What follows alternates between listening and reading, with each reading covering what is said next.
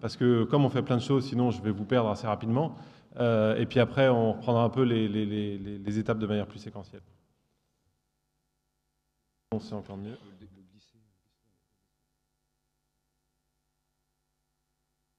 Tout ce qu'on trouve en ressources, et en particulier des ressources alimentaires, avec ici une culture de champignons sur du marc de café. L'origine de ce projet, c'est vraiment la question de l'alimentation des villes. Il s'agit de transformer de l'espace disponible, ici on est dans une cave, avec des ressources disponibles comme le marc de café, en utilisant les gens qui sont disponibles localement, y compris les gens en situation de handicap ou les gens en situation de grande fragilité. Alors tout d'abord, on va récupérer du marc de café en grande quantité à travers des partenariats qu'on a avec des gestionnaires de machines automatiques. Il est acheminé par notre prestataire qui est une structure d'accueil en personnes en difficulté, qui l'amène sur leur site et à partir de là on va transformer cette source de marc de café vraiment en ressources. Donc on va vider les sacs, on va les trier, on va mélanger tout ça avec différents ingrédients dont du mycélium de pleurote. On va mettre ça dans des sacs. Ces sacs on va les mettre en incubation dans un conteneur maritime qu'on a transformé en incubateur. Et au bout d'un mois, on va pouvoir les amener ici où ils vont fructifier et on va avoir des champignons comme on a exactement dans le même principe qu'on a dans les bois, sauf que là on va le gérer ici dans cette cave souterraine. Tout ce savoir-faire qu'on a développé pour les professionnels, on l'a mis à disposition du grand public en créant des petits kits de culture exactement sur le même principe qui permettent à chacun de produire des champignons dans sa cuisine extrêmement simplement. Il suffit de les ouvrir et en 10 jours vous avez une première récolte de champignons chez vous. Actuellement, on récupère à peu près 1 tonne de marc de café chaque jour et donc on va générer quasiment 1 tonne de déchets par jour. Ces déchets, c'est du marc de café qui a été enrichi en mycélium, en matière organique et qui a une valeur agronomique exceptionnelle qui nous permet aujourd'hui de le proposer à des maraîchers périurbains ou à des agriculteurs urbains, ce qui veut dire qu'on a transformé un déchet urbain en ressource alimentaire directe pour les citadins, mais aussi en ressource pour les maraîchers périurbains qui contribuent à alimenter la ville. Pour moi, la ville de demain, c'est une ville qui fonctionne en écosystème. C'est-à-dire que les uns et les autres travaillent en s'apportant des services mutuels et en particulier sur le domaine des déchets, les déchets des uns deviennent des ressources des autres. Voilà pour le petit film. La présentation.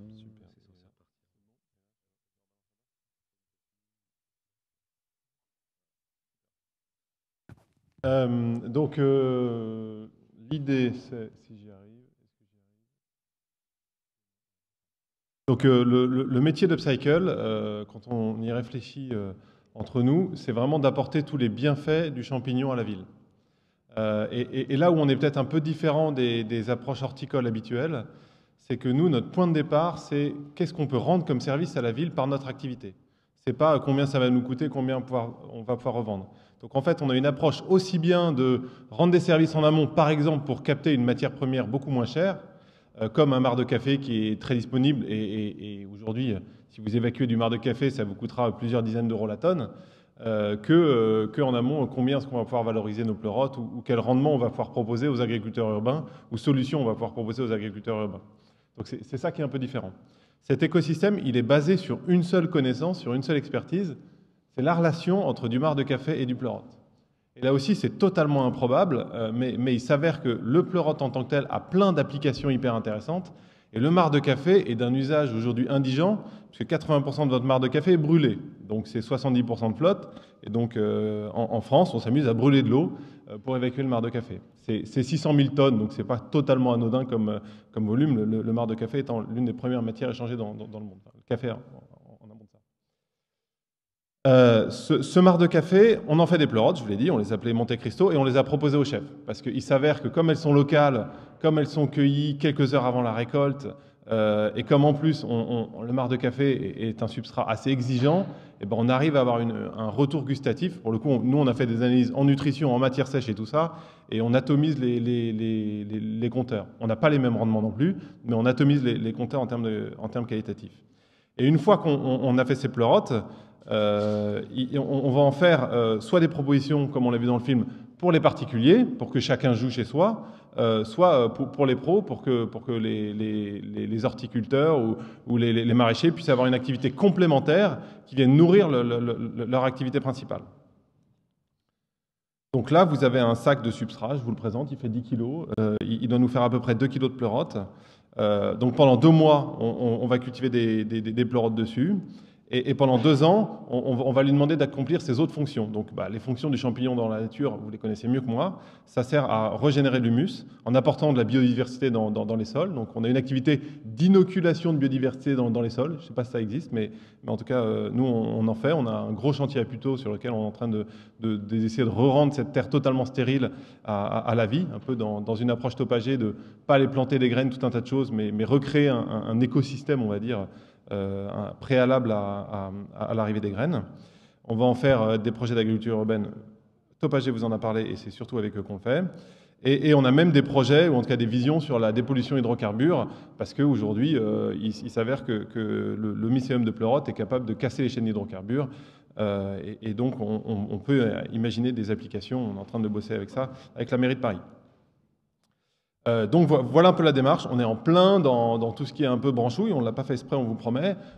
Mais voilà, on est dans l'économie circulaire, on est dans l'agriculture urbaine, on est dans l'économie de la fonctionnalité. Enfin, je peux vous en faire des kilos comme ça. L'idée étant de se dire qu'on fait des projets hyper résilients.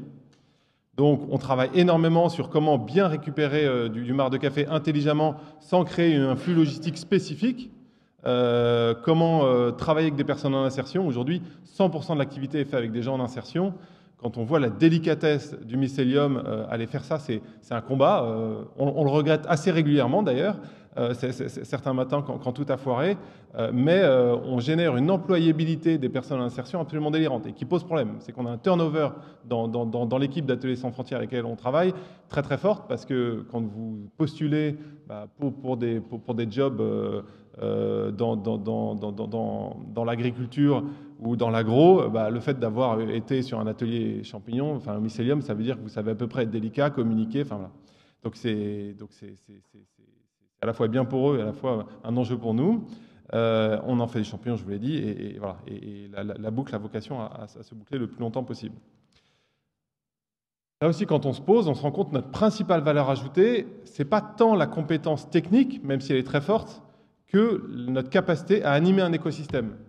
Nous, on passe notre temps avec des gens totalement différents à écouter ce qu'ils ont comme enjeu et à voir comment est-ce qu'on peut se mettre à leur service. Donc les brûleries Caron, c'est une super brûlerie qualitative d'Île-de-France qui essaye d'avoir plein de marchés publics, qui lui demande d'avoir une approche de plus en plus écolo. Et on lui a dit, nous, on te capte 100% du marc de café que tu es capable de produire, donc tu peux inscrire dans tous tes appels d'offres, le marc de café sera valorisé et ce sera super. Et donc, eux, ça a valu le coup pour eux le temps de mettre un peu une chaîne et de passer à travailler cette matière pour qu'elle soit utile pour nous, parce que c'est pas tout nous la filer, après il faut qu'il y ait une valeur agronomique. Voilà, ça a été un élément clé. Pareil, avec tout l'écosystème de l'insertion, on a aidé Mainforte, qui est une association d'insertion de logistique, à s'implanter en Île-de-France. On bosse beaucoup avec tous ces partenaires-là. Là aussi, pour dire comment est-ce que vous pouvez nous faire des super prestats et pas trop cher, parce qu'on va vous rendre beaucoup plus de services que juste de la presta de base. Avec tout l'écosystème de Rungis, parce que autant tout notre substrat est fabriqué à Bonneuil-sur-Marne, chez Ateliers sans frontières, autant toute notre fructification, la cave que vous avez vue sur la vidéo, on l'a implantée sous le mine de Rungis. C'est limite une provocation, quoi. En mode bienvenue les zombies, parce que y a personne qui a eu l'idée de faire de la prod, et pour cause, les prix des loyers sont totalement délirants. Et donc là aussi, ça ne valait le coup de faire ça que parce que Yannick Aleno, il peut aller dans la cave, donc il peut faire de la com. Thierry Marx, il peut aller dans la cave, donc il peut faire de la com. Et finalement, on a une valorisation du métier très forte, parce que ça devient un pôle qui est autant un démonstrateur qu'un centre de production, qu'une manière de résoudre les coûts logistiques. On sait tous ici que les coûts logistiques sur l'ultra frais, ça peut être 30 à 40% de la valeur d'une plante. Chez nous, c'est zéro, c'est un vélo, donc l'amortissement du vélo est à peu près raisonnable. On travaille avec tout un écosystème très riche de scientifiques et d'organismes de recherche, donc avec AgroParisTech, avec Topager, avec des gens comme de la permaculture. Enfin, tout le monde est invité à participer, souvent dans des logiques non monétaires d'ailleurs, parce qu'on a tellement de choses à comprendre dans tout ce système-là que on file ce qu'on sait, ils nous filent ce qu'ils ont trouvé et tout ça marche assez bien. Et aussi fou que cela puisse paraître, la BPI est hyper intéressée et impliquée dans ce genre de choses. Et vous avez aussi tout un nombre de fonds, le comptoir d'innovation, la mairie de Paris, qui veulent soutenir ces initiatives. Voilà. Et évidemment, les entreprises. Concrètement, est-ce que c'est du baratin? Est-ce qu'on se fait plaisir avec 4 kilos de marc de café? Bah, pas tout à fait, parce qu'en 2016, notre objectif, c'est de valoriser 1000 tonnes de marc de café. Donc ça commence à être significatif.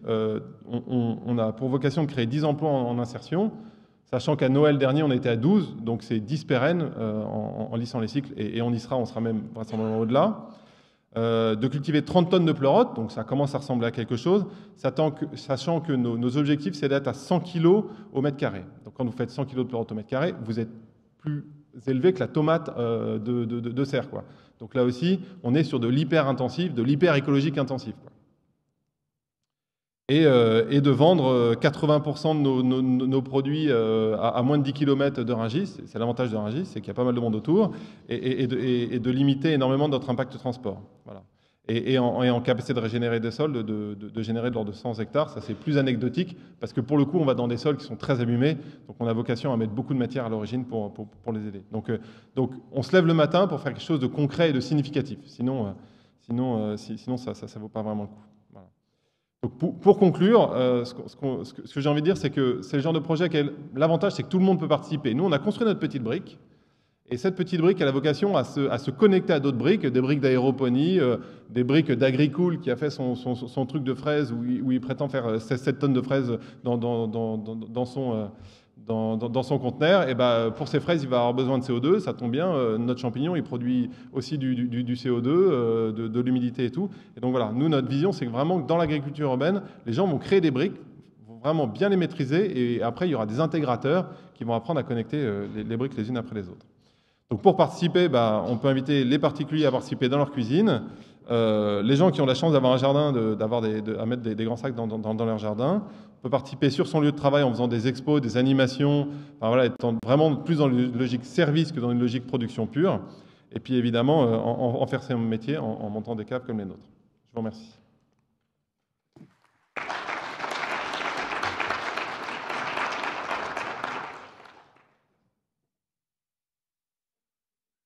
Des questions dans le public. J'en ai une là. Bonjour Grégoire, ça fait plaisir de revoir un peu la tête de Cédric d'ailleurs. Je trouve qu'il y a peut-être un élément que tu n'as pas encore mis bien en avant là, sur la régénération des sols. Ouais. L'objectif 2016 dont tu as parlé, c'est par rapport à la régénération de sols pollués, abîmés, l'histoire de Puteaux, enfin sur le sol de Puteaux, c'est ça que... Alors, ouais, c'est pas des sols pollués, parce que pour le coup, je pense qu'on a besoin d'à peu près 10 ans de R&D pour pouvoir vendre la capacité de régénérer du sol pollué. On a commencé à mettre le doigt dedans, c'est formidablement complexe. Donc ça, on va faire de la R&D avant. En revanche, oui, c'est vraiment des sols de type sol parisien, le bois de Vincennes, Puteaux. Parce que je pense qu'il y a peut-être quelque chose, alors peut-être un peu plus long terme, qui est effectivement de pouvoir produire à travers ce marc de café mycéliumisé, comme on dit entre nous, produire un fertilisant organique pour l'agriculture, l'horticulture en particulier, ou le maraîchage périurbain, un peu en grande quantité, quoi. C'est quand même quelque chose qui pourrait être intéressant, qui certainement mérite encore un petit peu d'expérimentation au champ, enfin voilà, des choses sur lesquelles, bon, on a déjà discuté, mais sur lesquelles l'INRA pourrait par exemple se positionner. Je l'espère, pas moi seulement.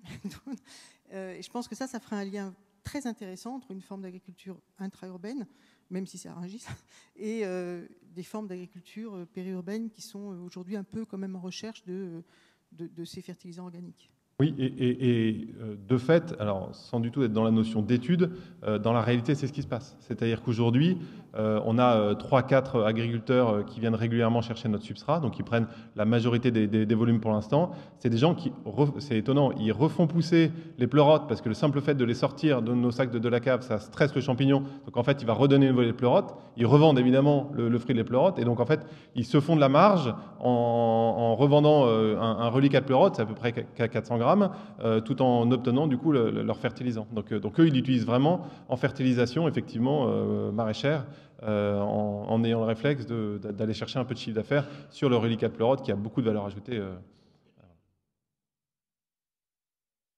Oui, je voulais revenir sur votre dernière diapo où vous disiez aussi en faire son métier, etc. Est-ce que Upcycle a vocation à devenir un petit peu... à approvisionner en matériel d'autres structures qui voudraient se lancer dans cette culture de champignons ou pas? Ou aider à installer des choses On le fait déjà en fait. On a accompagné Lavazza en Italie pour l'Expo de Milan qui voulait faire un démonstrateur. On accompagne pas mal de projets, à la limite près que, à notre grande surprise en France, les gens sont étonnés qu'on leur demande de l'argent pour les accompagner. Donc, nous, on a mis un peu de temps à mettre le système au point. Et donc, on cherche vraiment à créer un groupe comme ça de personnes parce qu'on veut rester dans le local. Donc, il faut aider les autres à s'implanter. On a nous-mêmes assez galéré pour avoir envie de filer. Mais en revanche, il faut la jouer groupée.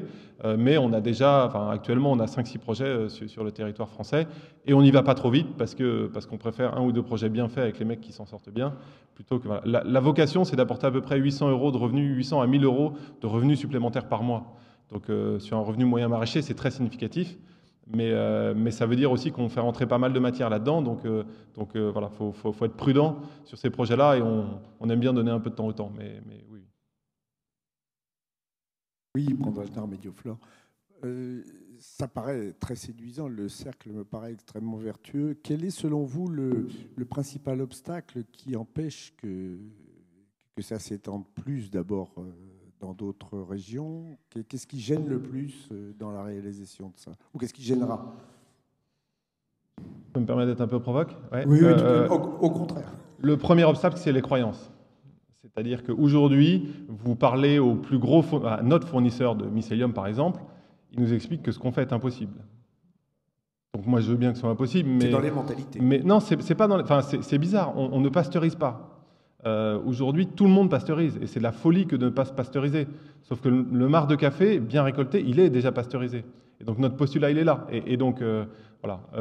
La deuxième chose, c'est un peu la réponse que je fais, c'est qu'il faut donner un peu de temps. C'est-à-dire que aujourd'hui, nous, nos gains de productivité sont de l'ordre de 10% par mois. Parfois, quand on se met à bosser sur des sujets, ça va très vite.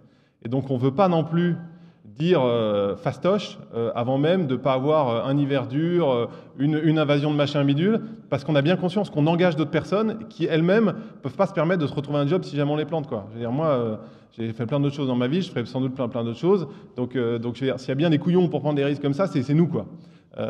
Et on a par ailleurs une expérience avec le fondateur Cédric que vous avez vu, qui lui, pour le coup, a vraiment galéré en amont. Et donc voilà, donc on fait vraiment un peu gaffe à cet aspect humain-là. Donc voilà, donc je crois que c'est un peu un mélange des deux. Et donc aujourd'hui, on s'associe avec des gens qui ont à la fois cette curiosité, cet esprit entrepreneurial, et puis envie de... Et de fait, il y en a quand même beaucoup. Hein, donc voilà, on a quand même multiplié par 5 notre chiffre d'affaires l'année dernière. Je pense qu'on va faire par 5 cette année. Et voilà, mais ça reste encore des petits volumes, et tant mieux. Comme ça, si on se plante, on n'entraînera personne dans notre perte. Je sais, Éric Duchemin, Montréal, il y a un projet là, de production. Bon, tu as répondu à une partie de la question, la pasteurisation est obligatoire chez nous, c'est légal, donc ils n'ont pas le choix. L'autre question, si je n'ai pas vu, est-ce que vous achetez votre mycélium ou vous faites le mycélium? Alors, on l'achète, donc le blanc, ce qu'on appelle le blanc, le mycélium base, lui, on l'achète. Et donc, c'est tout à fait faisable. Hein, vous trouvez plein de tutoriels pour le faire vous-même. Ben, je vous encourage à l'acheter. Ah oui, je viens de savoir. C'est vraiment un métier. Et la personne à qui vous l'achetez est déjà un producteur ou c'est quelqu'un qui fait que du mycélium? Non, c'est quelqu'un qui fait que du mycélium. C'est quelqu'un dont c'est le métier et qui même nous préserve notre souche de mycélium à nous qui est très particulière. Qui est vraiment... voilà. On ne peut pas s'amuser à prendre n'importe quel champignon, on n'a pas du tout les mêmes rendus. Encore une fois, c'est des systèmes qui tiennent. Il faut avoir tout le système. Donc, par exemple, on a eu des très grosses ventes en décembre. On a dû arrêter de vendre du pleurote ou réduire la vente de pleurote parce qu'on avait trop de ventes de boîtes à champignons. Et on ne peut pas d'un seul coup trouver 10 tonnes de marc de café comme ça en claquant des doigts. Enfin, voilà. C'est des systèmes avec des chaînes longues où tout est interconnecté, où vous passez beaucoup de temps du coup à animer cette interconnexion et où il faut savoir dire non très souvent parce qu'il faut pas aller, encore une fois, il ne faut pas aller trop vite pour que le mec qui vous confie le marc, 3 jours plus tard, vous ne disiez pas, en fait, j'ai plus mon marché, donc ton marc, tu le récupères, quoi. C'est vraiment à la fois, c'est aussi humain que agro, quoi. C'est beaucoup basé sur la confiance, sur l'entraide, sur plein de choses très mignonnes. J'ai une question un peu en lien avec ce qui vient d'être posé par rapport à la stérilisation. Du coup, si vous ne stérilisez pas, ça veut dire que vous êtes en 100% marc de café, je suppose. Et est-ce que vous avez pesé la différence de coût entre stériliser et utiliser des apports type du bois ou des copeaux de bois, etc., qui vont augmenter les rendements ou pas, ou ça n'augmente pas les rendements? Moi, je travaille avec des projets bruxellois qui sont aussi obligés de stériliser, mais là, pas spécialement pour la législation, je crois que c'est pour les rendements. Bien sûr. Et je voulais voir ce que vous en pensiez par rapport à ça. Donc on n'est pas en 100% marc de café. Ça nous pose trop de problèmes. Non, en fait, la réponse va vous paraître étonnante. En fait, on renonce à du rendement, tout simplement. C'est-à-dire qu'aujourd'hui, si on va être en stérilisation, il faut quitter l'insertion, d'accord? Parce que c'est trop dangereux. Il y a des matières trop chaudes, trop machin, ça demande de l'entretien. Donc en fait, on se met dans une usine, tant qu'à faire, autant bien faire les choses. Je veux dire, on met 1 million sur la table et on fait ça. Et en fait, il y en a déjà qui l'ont fait en Allemagne, en Hollande. Donc, qu'est-ce qu'on va apporter au marché? Rien. Enfin, si c'est pour mettre 3 grains de marc de café pour le marketing de la pleurote au marc de café, enfin, elle a juste aucune différence qualitative, cette pleurote. Donc faites-le, mais moi, je demande à un pote hollandais qui en fait déjà, et voilà. Et ce sera mieux fait, déjà fait. Enfin, il n'y a pas besoin de s'emmerder à le faire. Donc nous c'est vraiment une logique globale qui fait que faut savoir, quand je dis on passe notre temps à renoncer, bah oui, on renonce à peu près 30% de la productivité. Mais quand vous vendez la pleurote vraiment plus cher aussi, ça vaut peut-être le coup. Je comprends bien.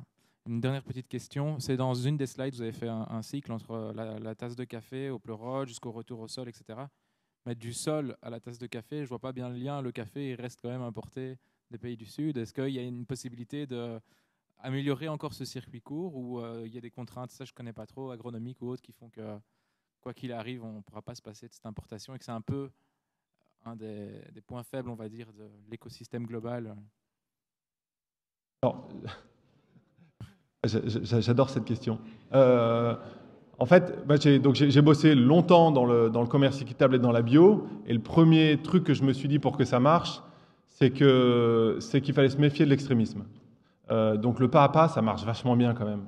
Et donc là, je n'ai absolument aucun projet, mais vraiment aucun projet de me dire, aujourd'hui, je peux compter dans les 200 ans à venir à peu près sur un flux régulier de café qui va arriver en Europe.